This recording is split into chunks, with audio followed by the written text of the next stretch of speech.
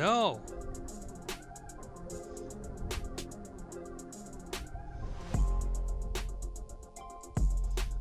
What the freak happened?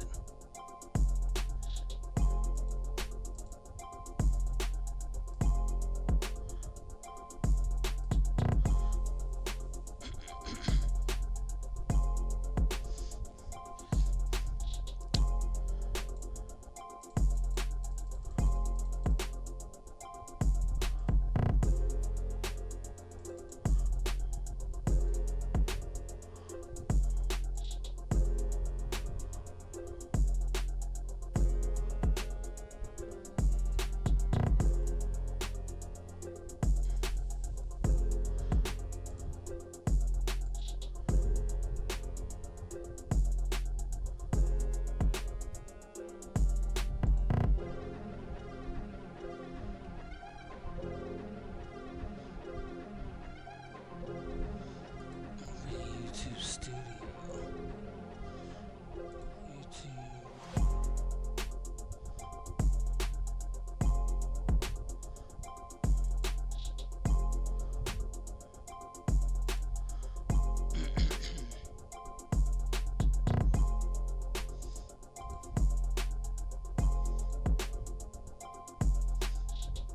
Edit. No.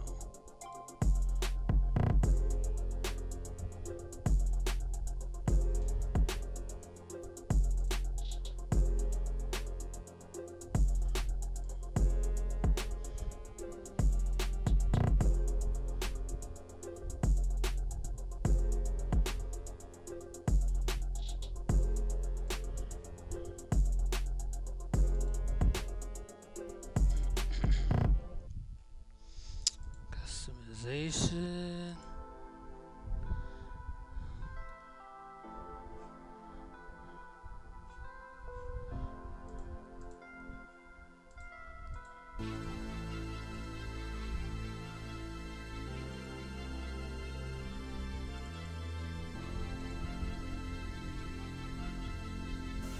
Come on, bro.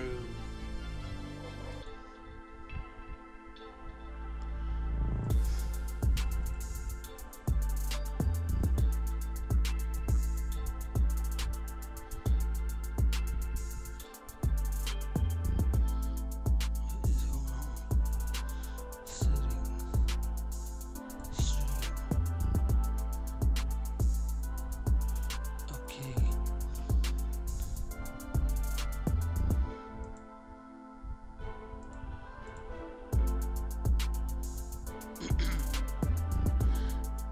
Is it back now?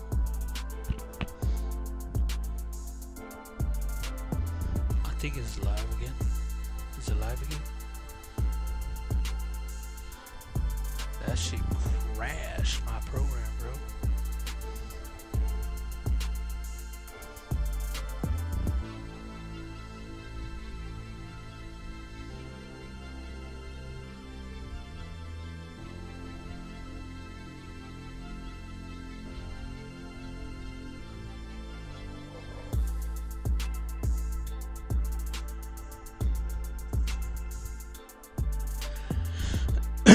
No, that wasn't what happened, bro.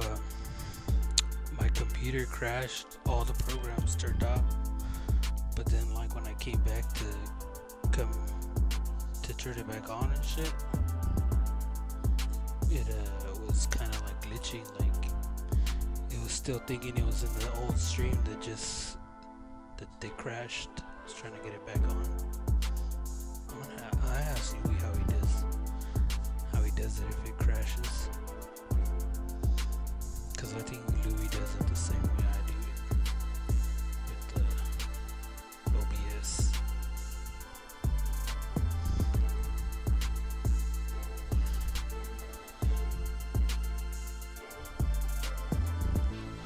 Do you guys turn your pieces when you're working on them?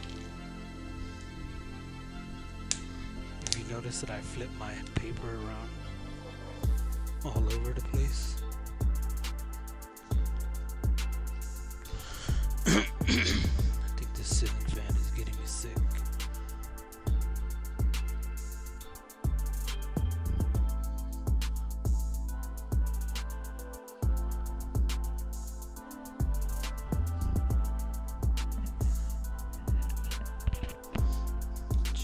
working though now or no?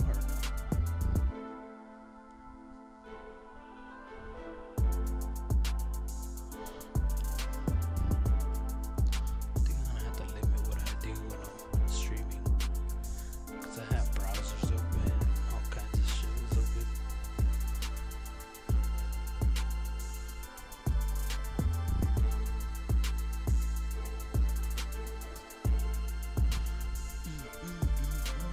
You guys still here? Are you guys still with me?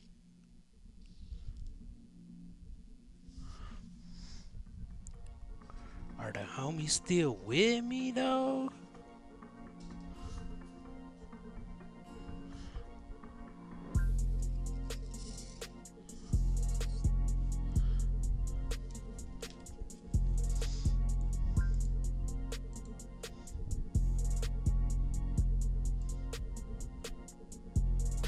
That's it.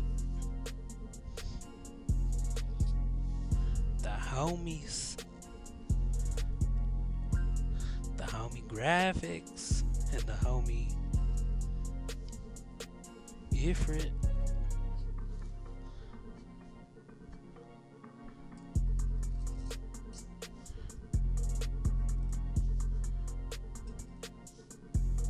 Sometimes I'm impatient when I'm drawing and stuff. I like want to try to get it done as fast as I could.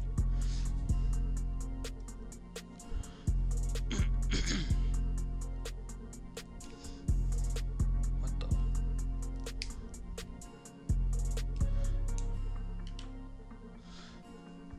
And then outline it in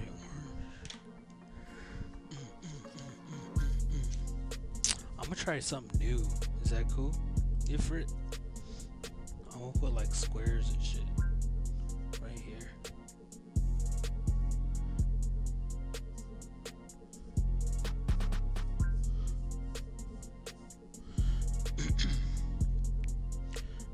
And put like a bigger square here.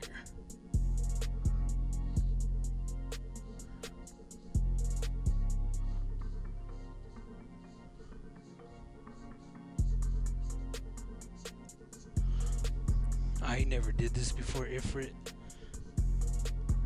but I'm hoping that it comes out pretty good.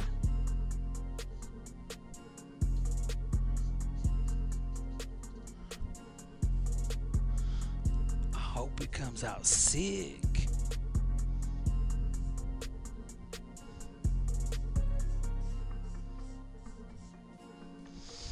I'm gonna put some on this side.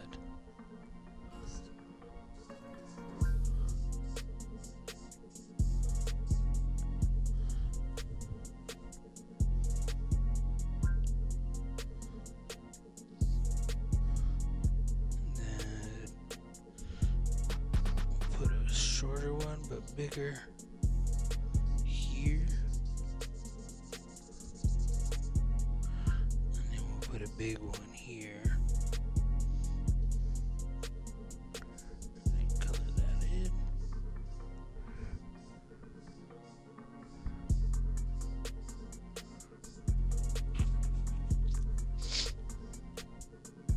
And then like one right here.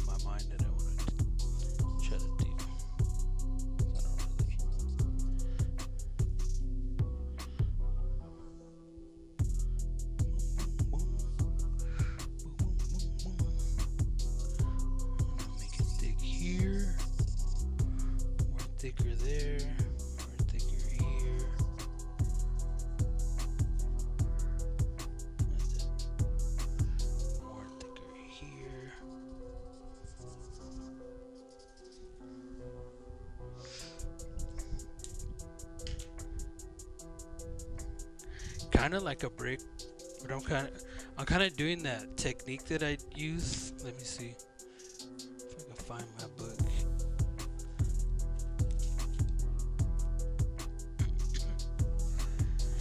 I'm trying to use this technique right here. Look at it.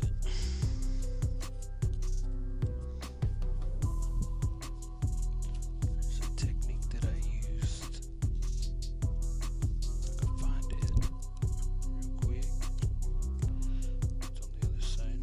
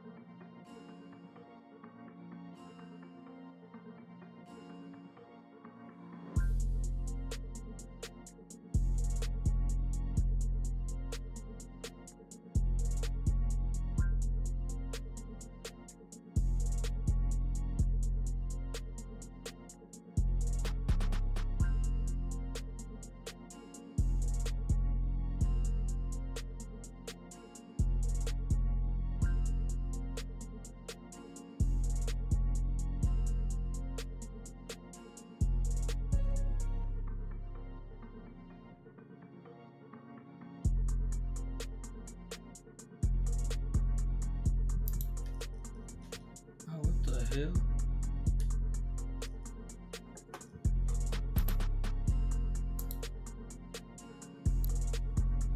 Hello? Shit. Can you hear me? Me this whole time? What colors do you want? I didn't know my mic was on.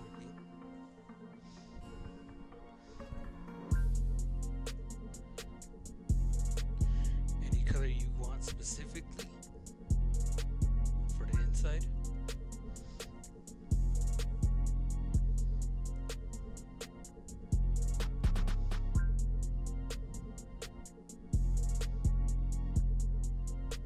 I think maybe we could do two colors.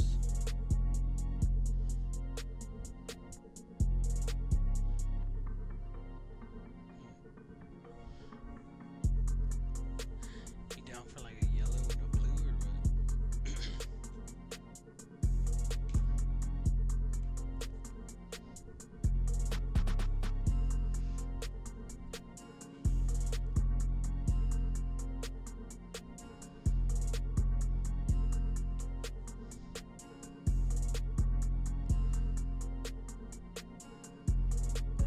Yellow on top. For sure. I'm gonna do this yellow and the blue then, because I want to do half yellow, half blue. But I'm gonna start with the lighter color.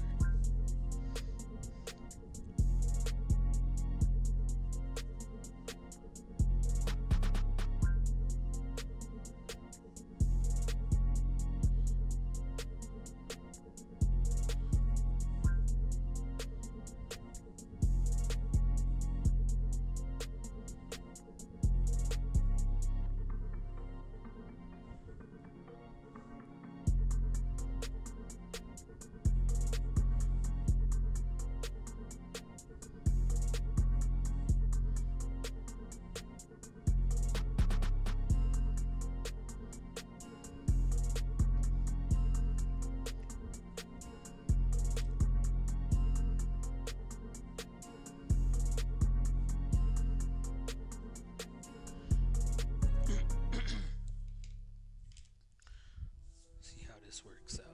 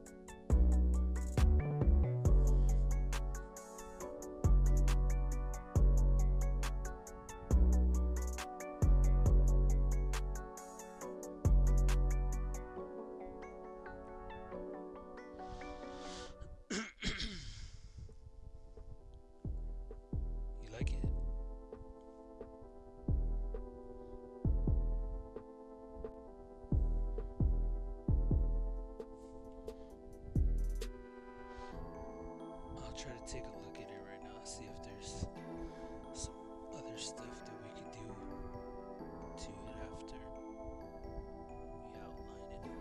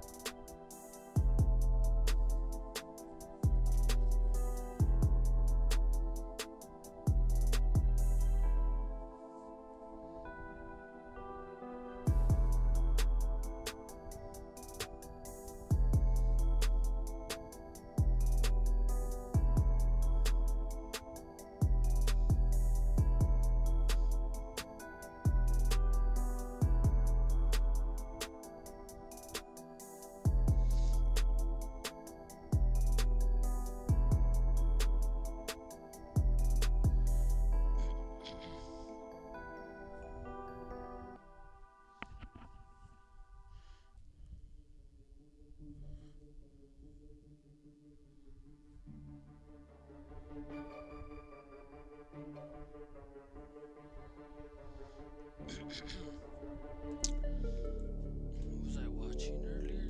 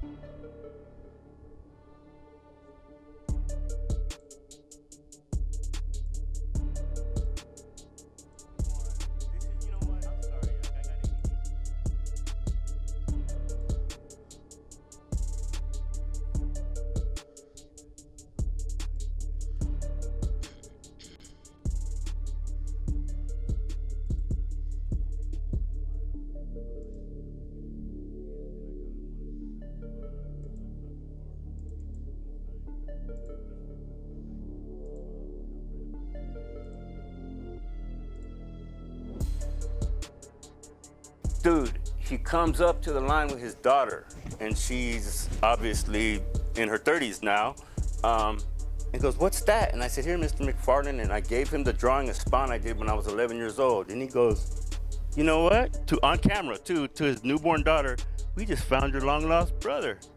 You know what I mean? And that was my motivation. That's what made me feel, oh, dude, I just got props from Todd McFarlane, my favorite artist. So that was in 91. Fast forward to 96, Yoda takes me to Wildstorm Comic Books and lets me color and ink one of Jim Lee's. And if people don't know Jim Lee, he's the one that does all those sick lines, X-Men, and submitted it to Jim Lee for future internship. And he was totally down, but I was underage. And when I was 18, I was gonna have a potential internship at Wildstorm Comic Books. Next year, Yoda had some issues with his own personal issues, and it kind of like fucked everything up, and I didn't get to proceed with that. That was in La Jolla, California and shit. And then he also stopped painting after that, and so it was kind of weird, you know what I mean? So yeah, that was one of my, those are kind of my influences right there. And my brother and I have always done, my brother still does comic books, you know what I mean? Like his own like independent thing with his buddies. And we both kind of started together, and if you look at some of my old work, you could kind of notice like the anatomy. I'm like, hey, that fool did some like straight fucking Robotech shit. Sure. That's my influence right there, Robotech, bro. Right, when I said there you go, Robotech. Japanimation, that was my shit, bro. You're meeting other writers.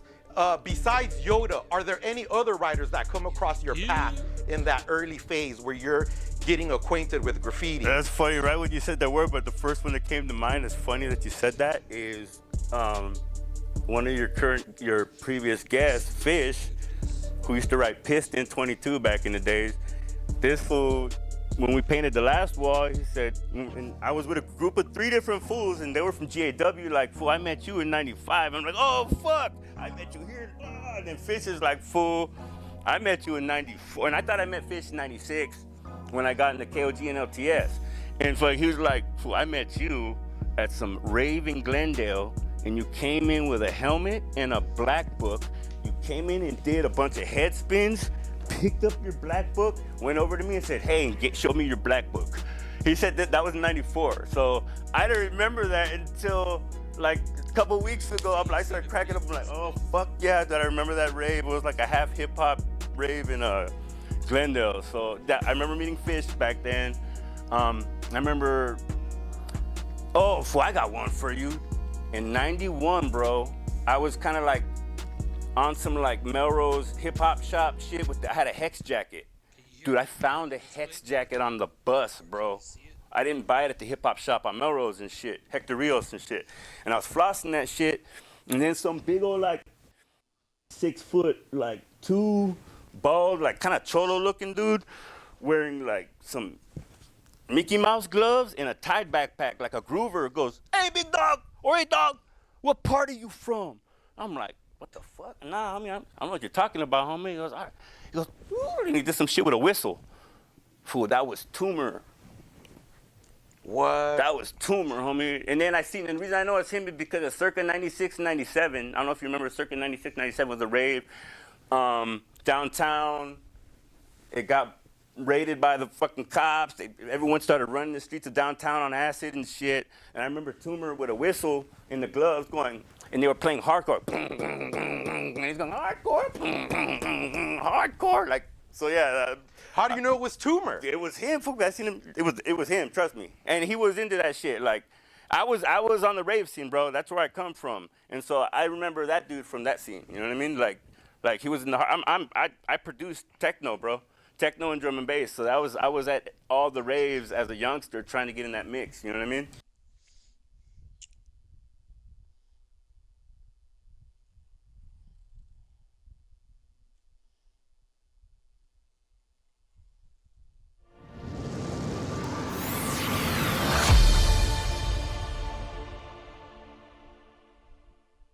Like, so yeah.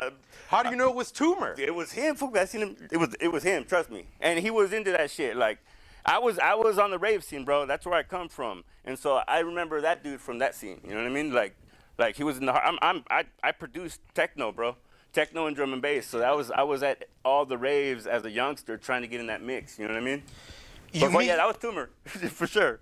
I didn't meet many writers as a youngster, but because I wasn't paying attention. But like I said, A1 said, "Fool, I watched you grow up when you were little." You know what I mean? You meet Yoda, you're getting into comic books, you're starting to learn more about art. When do you first pick up a marker or a spray can and start tagging or hitting up, catching spots? Are you mostly catching tags? Are you already experimenting with piecing before the tags? I've been experimenting with piecing since I was like 8 years old, since the Boys and Girls Club. Like, but I never considered, like, I'm not gonna say I've been writing since '88. You get my point?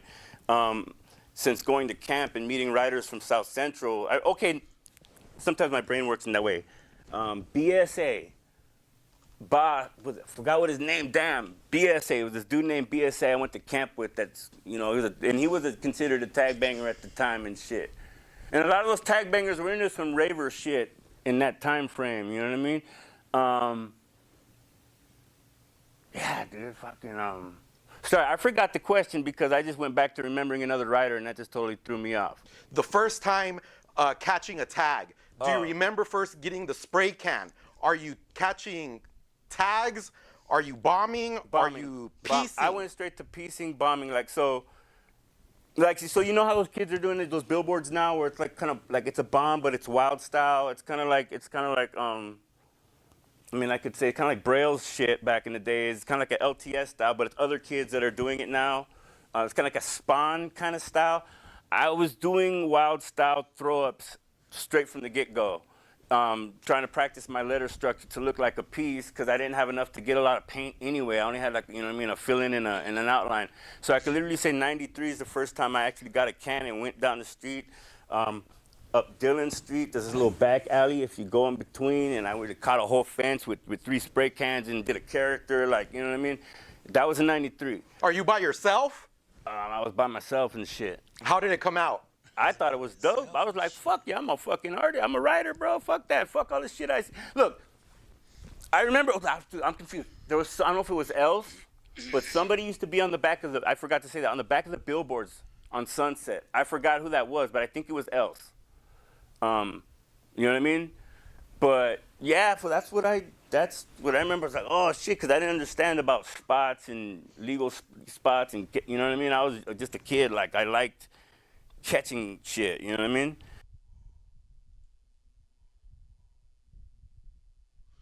That was the whole video? Really? Really? Hold up.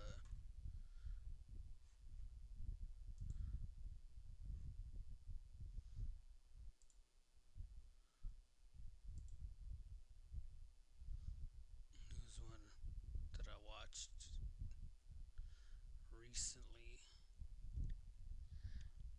Videos.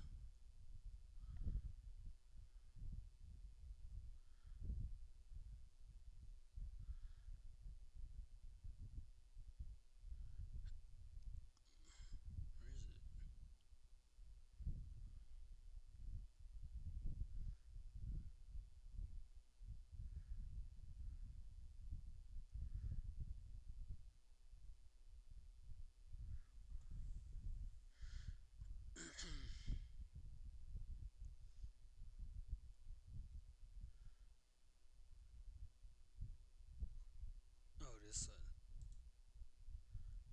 High school, I started going to East Los Angeles College for a little while, and while I was going, I was taking this graphic design class, and I ended up meeting the homie Woer, W-O-E-R, and so I met him there. We had the same class, and then little did I knew that he lived the block behind me. I was like, what the fuck, you know? So we started, hanging out more, and then I ended up meeting the homie Actor. And, little by little, they just like, hey, what's up? You want to get in? So they got me into BWS, and then from there, at that time, like, them alone too, like, were killing it, like they were putting in work. So, getting in, I was like, damn, this is a dope crew. Had War and Actor heard of Scheme? Did they get you in because you were their homie? Around that time, we weren't so close because I had kind of just met them. Maybe my style kind of got them intrigued to get me in, and the drive I think I had. Do you have to do any missions to get into the crew? Do they give you any Any missions to complete, to prove yourself? I mean, we went out together and we went to go paint, you know, kind of see like what I got, or, you know what I mean, the drive that I had. So, yeah, we just went out and painted together. What does BWS stand for? Born with Style. Do you know the history of BWS, like who started it? Yeah, so the homie actor, Dutch, they kind of started in the homie show, like in like breakdancing kind of, you know, it was like a breaking with style. So they were like breakdancers and, you know, they were doing graph. I think they were going to like the Roosevelt, I think it was. And yeah, so it started kind of like a breakdancing crew, and then little by little, you know, they started writing more, and, you know, that's what it grew into. Can you name, was it always a small crew? Can you name some of the other members in BWS when you joined them? Yeah, so around that time, it was the homie Ager, Show, Actor, Dutch, Woe, Realm, Drew. Yeah, it was quite a few. Do you recall first going to one of their meetings? Do they invite you to one of their meetings? Yeah. Back then, we would hang out a lot together, and we would have a lot of meetings very often. It was very like family oriented. Do they take a vote to let you in? Do you have approval from Actor and War right away, and that you're in automatically? Yeah, I got the approval through Actor and War, so that was pretty dope. And as soon as I came around, I was accepted by everybody. Are you still in BWS? Yeah. Is that the oldest crew you're representing? Yep. Now, with BWS, a well-known crew, you also join NBC, which is another huge crew in Los Angeles. Can you please tell us about how that comes about? Yeah, so probably like a few years before I got in, I started kicking it with the homie Punch and the homie Tank, and then I met Scofer.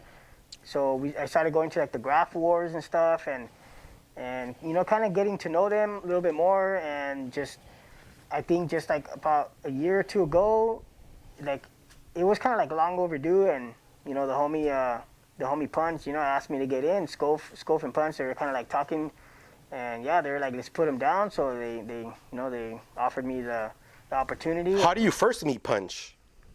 I don't remember how I first met him. It might have been through Graph Wars, but I'm not sure. I don't really recall too much. Did he know who you were right away? Had he heard your name? Yeah, I think around that time I was getting into billboards, so my name was kind of getting out there. You said it was long overdue you joined the crew. Why did it take so long? I think we tried to build trust and relationship with people before we get them in. So I think just that, building the relationship of friendship and knowing who that person is. What does NBC stand for? It stands for Nobody's Coder. There's a gang of meanings, Just like Punch, Tank is another Los Angeles superstar. Before joining NBC, had you heard of Tank? And what were your thoughts about his style? Yeah, no, definitely. Coming up, seeing him, getting up, he would get up with zest a lot too, and seeing his wild style back in the early days was pretty dope. Do you remember when you first meet Tank? Yeah, I think I first met him. I think it was at one of the Graph Wars event. I think it was, and it was definitely a pleasure. What type of person is he? He's a good guy, man. He has a good heart. He has good morals, and he has a good head on his shoulders. Do you two ever go riding together? Yeah, we've done a few missions. We've done a billboard and hit some spots in TJ. It's pretty fun. Recently, another well-known figure, I'm not sure if they just got into NBC, but they recently got into NBC, is Sick. NBCYR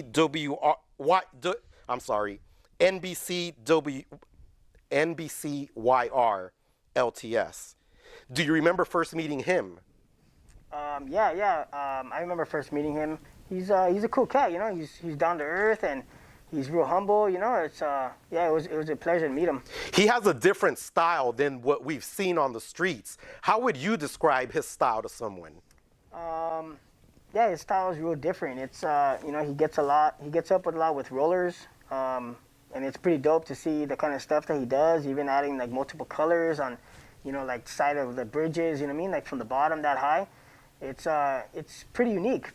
Has he ever shared with you what he calls his style, or what he's trying to do, or his outlook or view on graffiti? No, we never went down that rabbit hole. Have you guys ever gone writing together or collaborated on a project? No, we haven't, but we've talked about it. Who would you say up to this point has been your closest writing partner? Have you had a writing partner? Have you been mostly a loner? I would do a lot of mission with the homie Wower coming up, and I think my billboards, when I first started getting into them, I would go solo, and then I started hitting some with solder. I think I probably hit more with solder than anybody else. Recently, I've been seeing a new NBC logo on the street. It looks like a swan. Do you know what I'm talking about? Can you describe it, what it is? Yeah, it's basically like a silhouette of a peacock. It's a peacock. And where does that logo come from? What is it? So just like the news channel, you know, they're the NBC news channel, and then they use kind of like, you know, those like the feathers of a peacock. Well, so we thought we'd do our own logo, more unique, and so yeah, that's the peacock. Now that you have your name, scheme, your art is improving. You're from two of the biggest crews in Los Angeles. Were there any other writers you were excited to meet now that you have this new fame? Yeah, I mean, I remember first meeting Zest. You know, that was pretty dope. Did he know who you were? Had he heard of you? Yeah, he had heard of me. And I remember meeting Atlas. That was pretty dope. You know, I've always looked up to his style. It's wild, and you know, he's a killer.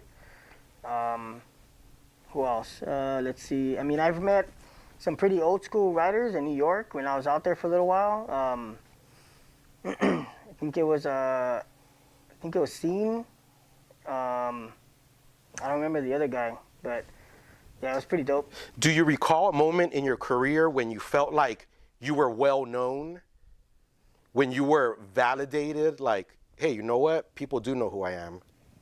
I don't know, maybe when I met a couple guys and they're like, okay, I've seen you up, you know? Just getting that validation was pretty cool, you know what I mean? Do people treat you different when they know your scheme, BWS NBC? Do you notice a change?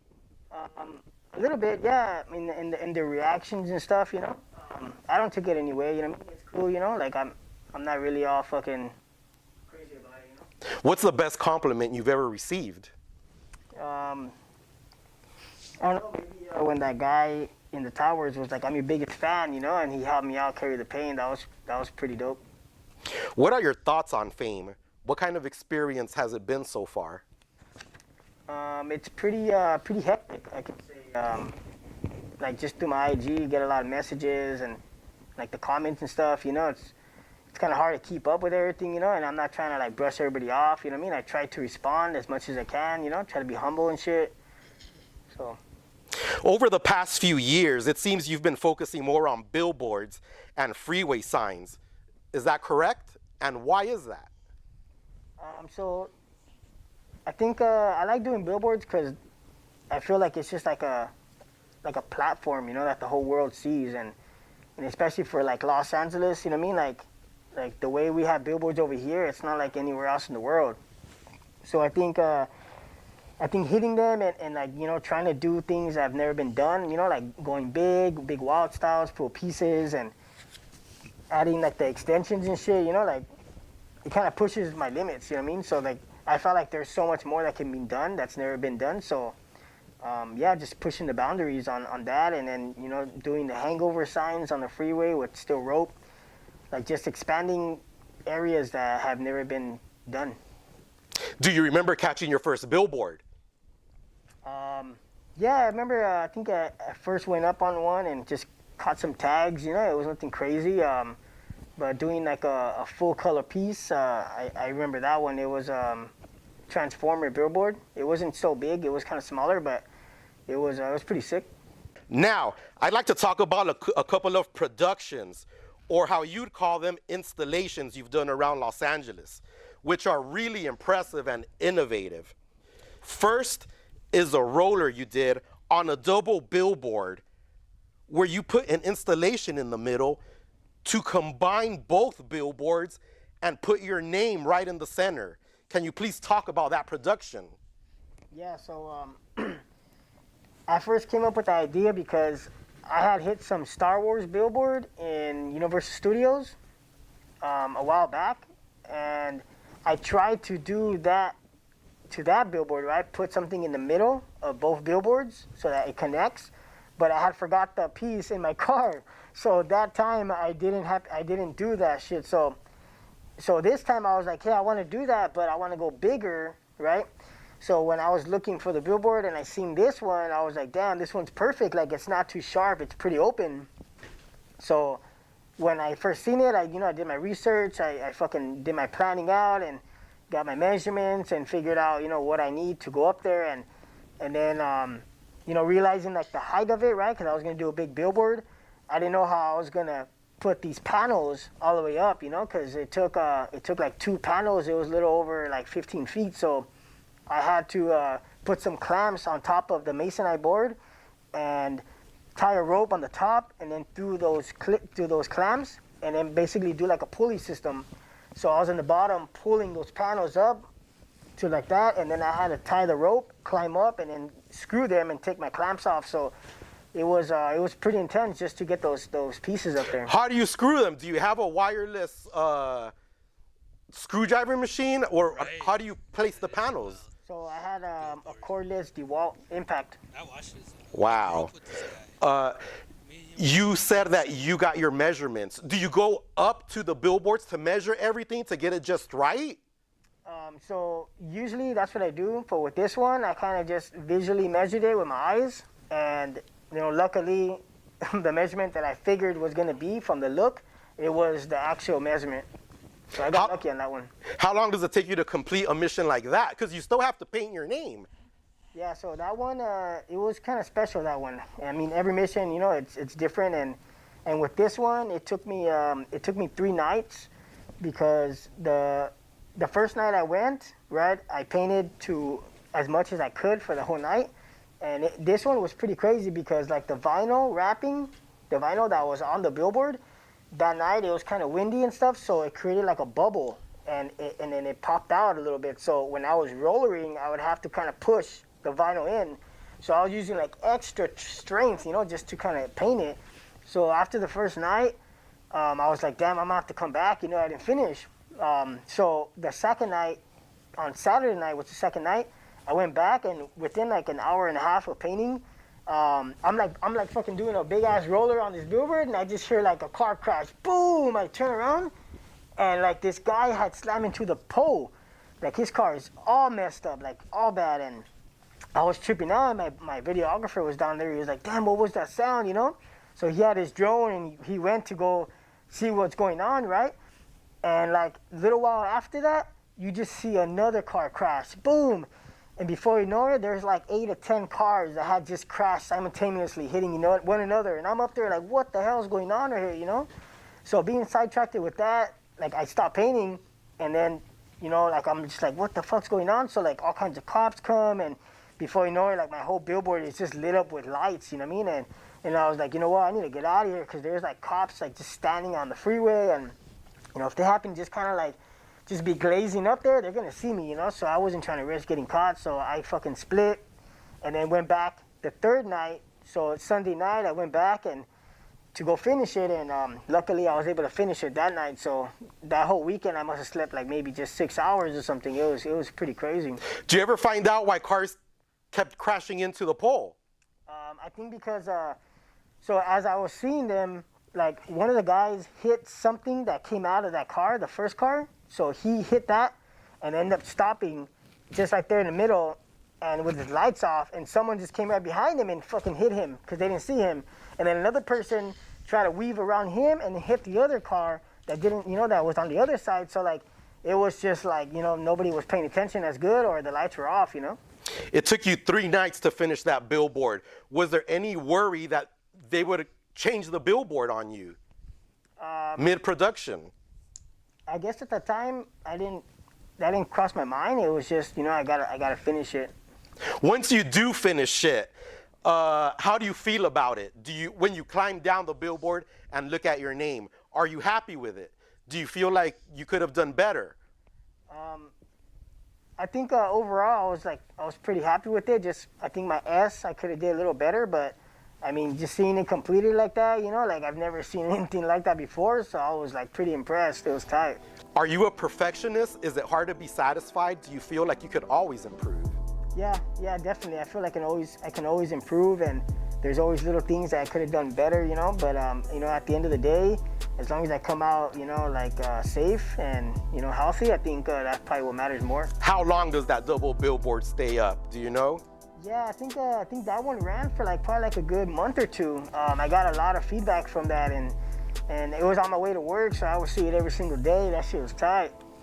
Do you pull over and enjoy the view?